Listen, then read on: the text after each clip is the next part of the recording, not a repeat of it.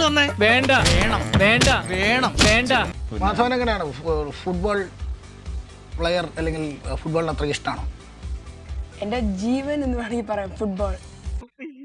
Cinema താരങ്ങളുടെയൊക്കെ മക്കള് കൂടുതലും അഭിനയ രംഗത്തേക്കാണ് വരുന്നത്. അപ്പോൾ ഭാവിയിൽ നമുക്ക് ഇന്ത്യൻ ടീമിന് അഭിമാനിക്കാവുന്ന ഒരു ഫുട്ബോളറിനെ പ്രതീക്ഷിക്കാമോ മാധവില്? എന്റെ പൊന്നു ചങ്ങാതി, വല്ലപ്പോഴും ഞാൻ കാണുന്നതാ, അതില്ലാതാക്കല്ലേ.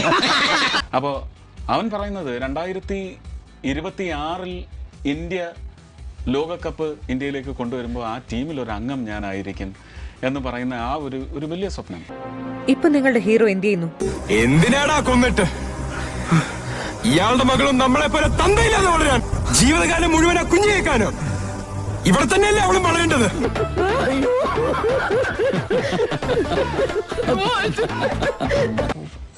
ഒരു ലവറാണെങ്കിലും പോർച്ചുഗലിനോട് ഒരു പൊടിക്കിഷ്ടം കൂടുതലുണ്ടെന്ന് അല്ലേ?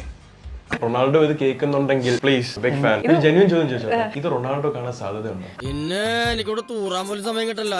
അപ്പൊ അതുകൊണ്ട് തന്നെ പോർച്ചുഗൽ കപ്പെടുക്കുന്നതാണ് മാധവിന് സന്തോഷം. അതിന് ചാൻസ് മേ ബി 20% കാണൂ.